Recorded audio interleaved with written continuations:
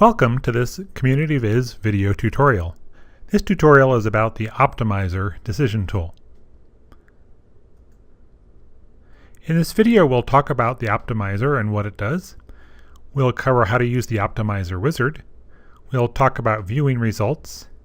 And we'll give some additional information about the way Optimizer does fractional choices. The Optimizer is intended for advanced users who are already familiar with CommunityViz and comfortable with a certain amount of mathematical analysis. You may find that the Suitability Wizard meets your needs. They're both about evaluating features on the map according to characteristics. The Suitability Wizard simply gives every feature a score in terms of its suitability. The Optimizer goes a step further and says, what is the best combination of features to choose to achieve some goal, subject to overall resource limitations, such as, for example, a budget? Let's go through a conceptual example first. This one is often used to talk about optimization. It's how much ice you can put in a glass. And the message here is going to be that the best individuals are not always the best combination. So those are ice cubes on the left, and this is a glass. Your first reaction might be to put the largest ice cubes in, but it turns out that doesn't work because you overflow the glass. A better solution is to put in the largest ice cube, but then also some of the smaller ones to get the optimal solution. That's a conceptual example. Here's a few planning examples. The most classic is which parcels to conserve given a budget. You're trying to maximize your conservation value, but you only have so many dollars to spend. Another example is, let's say you had to choose 3 retail sites that together serve the most people, but also take up less than 10 acres of land. And then the third example is a more complex but real-world example in which you're trying to decide which projects to develop, and you want to get maximum yield, but you also have minimum requirements for, say, mix of residential and commercial. So let's look at a real example in CommunityViz. I'm looking at an existing analysis that I've already been working on. The colored parcels are different kinds of open space, and in particular the purple ones are community gardens. The hypothetical story of this demonstration is that I want to raise money and purchase that land outright for a foundation that's going to maintain those community gardens in perpetuity. To make the analysis easier to understand, I've exported those features into their own layer called Community Gardens. I can find the Optimizer wizard on the Scenario 360 Decision Tools toolbar. It looks like this. That's also available from the Scenario 360 drop-down menu, Tools menu. For purposes of this demo, I'm going to use an existing optimization I've already set up. Optimizations are saved as an indicator. I could also set up a new one or run an existing one. And the one I've set up is called Garden Preservation. Now, it's in the layer Community Gardens, and what I want to achieve with this is to maximize the total acreage of community gardens given the budget that I've given myself. So I chose this attribute in Community Gardens called acreage, and I said maximize it. I need the wizard to tell me which features to select. That's the result attribute. And it's going to create that attribute and populate it for me. I asked it to put it in an attribute called optimal fraction. If I didn't have that attribute already set up, an empty one ready for me to go, I could set up a new attribute right here and then use it by choosing it from this list. Next, I have to set up my constraints. In my case, I just have one constraint. It's about the budget. And what I said is the total assessed value needs to be less than my variable assumption for budget.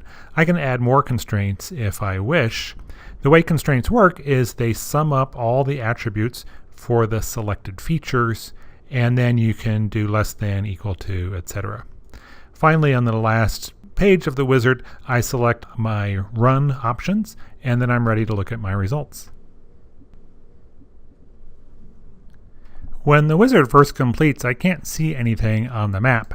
However, if I look in the attribute table, I can see results in the particular attribute I asked results to be populated into, in this case optimal fraction. If I want to see those on the map, I may want to change my symbology appropriately. For purposes of this demo, I've set up some charts and assumptions to help me illustrate what's going on. You have to set these up yourself. The wizard doesn't do it for you. So here's my new symbology. I have green for the community gardens that the optimizer has chosen for me. And that's based on this budget, which goes from 0 to $25 million. I've also got a couple of charts here. This is my budget. And next to it is the cost of the features that were actually selected. You'll notice right now the cost is less than the budget, which is good. And some tracking statistics, how many acres I've managed to purchase, the number of community gardens I've purchased, and the cost I'm paying per tenth of an acre. Now, I had left the optimizer set to update when anything else changed. So if I were to change my budget and run an update, the optimizer runs again, and I get new results. Here now my budget is $39 million and my total expense is 38.9.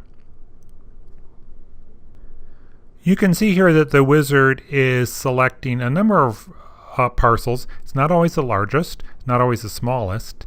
It's the right combination to fit as perfectly as possible into my budget while maximizing total acreage. This kind of optimization is computationally intensive. The optimizer runs very quickly on small computers, but it does that by taking a kind of shortcut that you should be aware of. If you look at this optimal fraction attribute, you'll see ones in the features that have been selected. That's how these are turning green.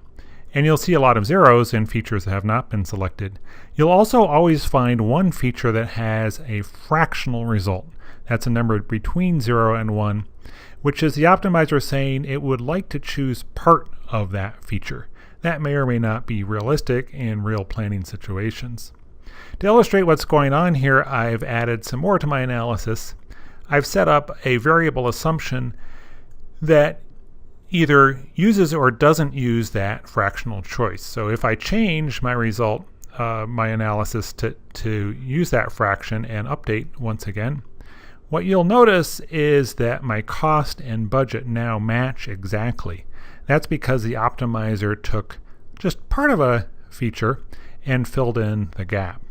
So that allowed it to run much faster.